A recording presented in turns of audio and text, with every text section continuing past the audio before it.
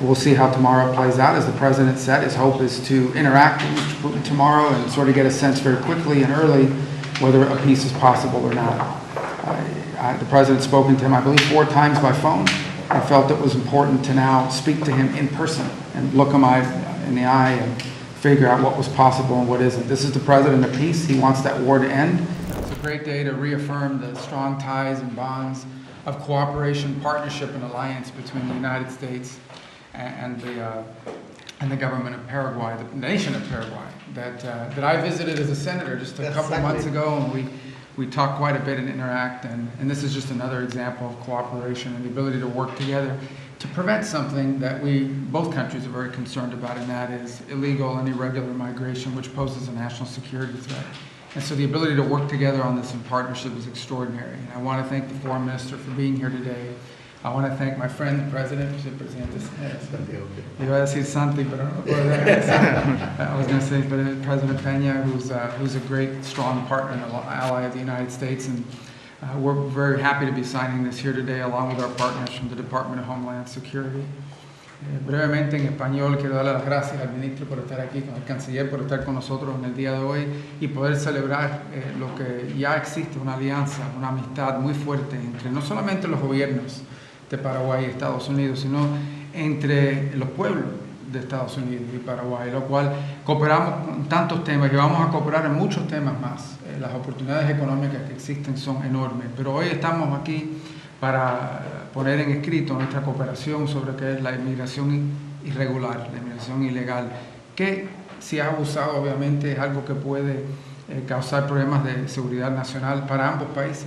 Así que hoy estamos aquí para firmar estos acuerdos, que es un punto más en lo que es una alianza y una amistad muy fuerte, un enlace muy fuerte que existe entre nuestros países, nuestros gobiernos y nuestros pueblos.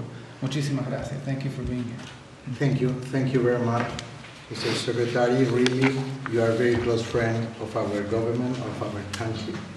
You have been the only one after 50 years as a senator visiting Paraguay, and that represents a very important alliance that we are developing. Today, this agreement represents our deep engagement with our government to work not only on migration program, but also in security. We are working on trade, we are working on as well as on investment. We are working in security cooperation, and that represents the huge agenda, the bilateral agenda.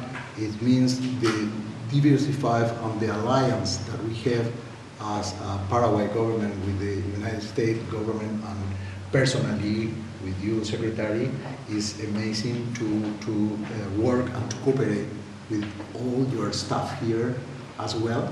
Really, it's a pleasure to be. Thank you for hosting us for this meeting.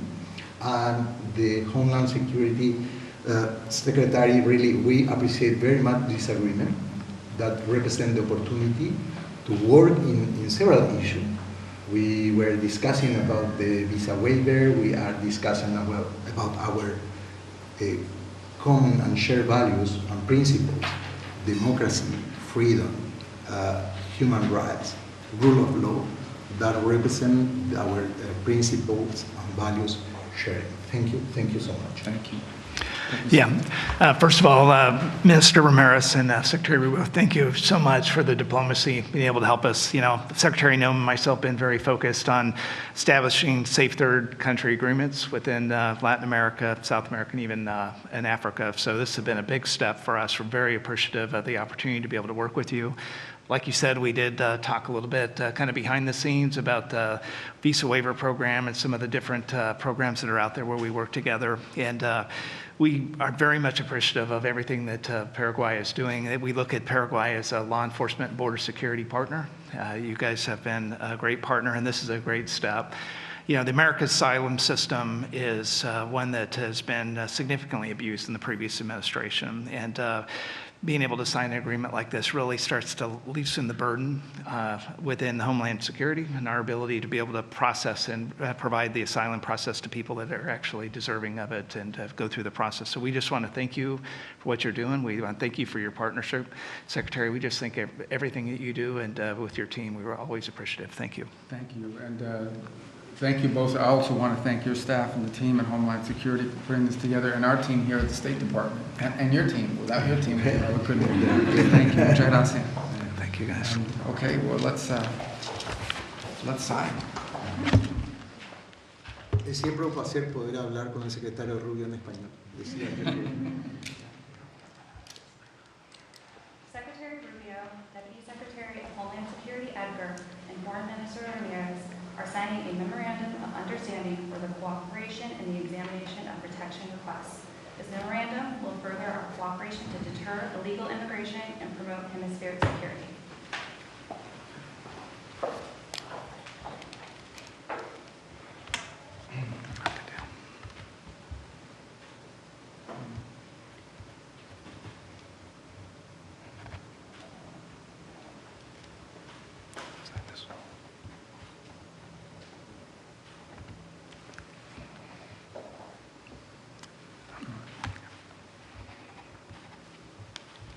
Thank you.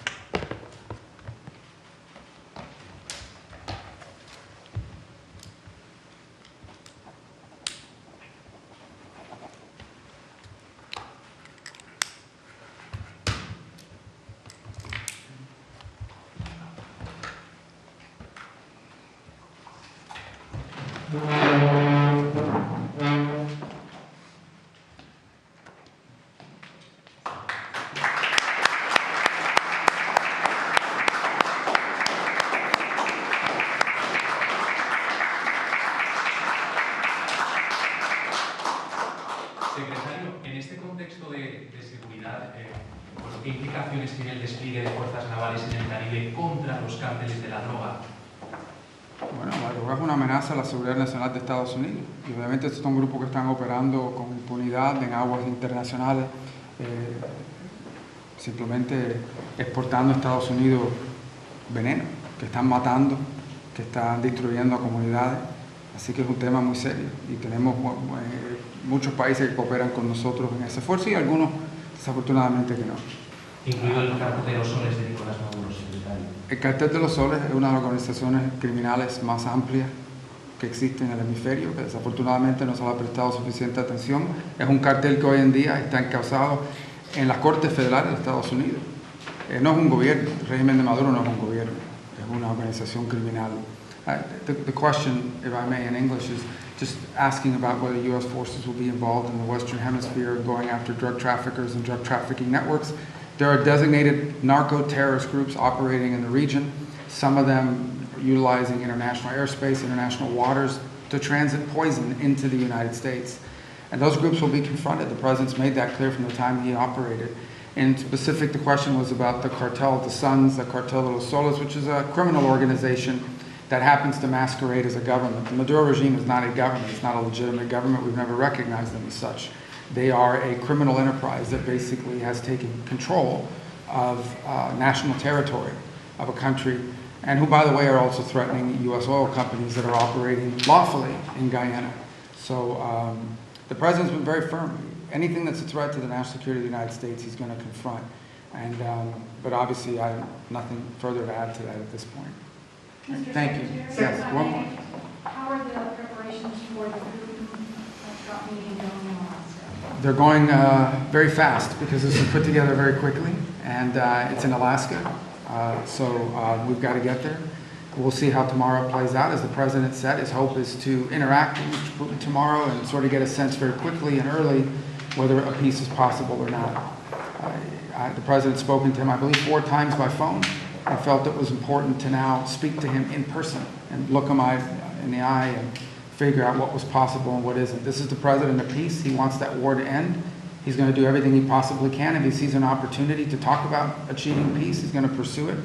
And we'll know tomorrow at some point, as the President said, probably very early in that meeting, whether something is possible or not. We hope it is. Sobre Miguel Uribe, que acaba de ser enterrado en Colombia, no sé si le preocupa el aumento de la criminalidad o de la violencia política en este país, en Colombia. En Colombia. Sí. Sí, bueno, es muy lamentable lo que hemos visto con la muerte del senador Uribe, que es una cosa muy trágica. Y obviamente nos preocupa la violencia política en cualquier país, pero un país como Colombia, que ha tenido que sobrevivir tantas épocas tan difíciles, que había progresado tanto, que se encuentra en un momento como este. Obviamente nos unimos al pueblo de Colombia y a los esfuerzos de sus instituciones que tanto han hecho para lograr lo que se pudo lograr en Colombia y lo que no se puede perder. I'm sorry. Secretary, do you think that Ukraine is prepared to cede any lands that are currently in its control, or are we looking at more a return of potentially Russian forces from the current front line of the war?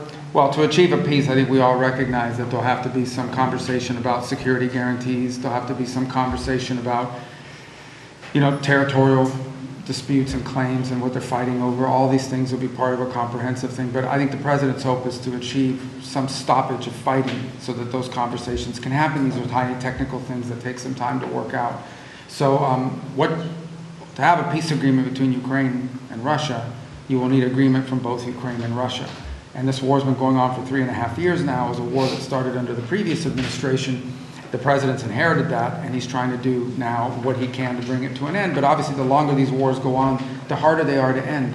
And even as I speak, even as we talk here now, there are changes happening in the battlefield which have an impact on what one side views as leverage or the other. So that's the reality of ongoing fighting, which is why a ceasefire is so critical. That's been our proposal from Jeddah when we left in Saudi Arabia. But we'll see what's possible tomorrow. Let's see how the talks go. And we're hopeful. We want there to be a peace. We're going to do everything we can to achieve one. But ultimately, it'll be up to Ukraine and Russia to agree to one.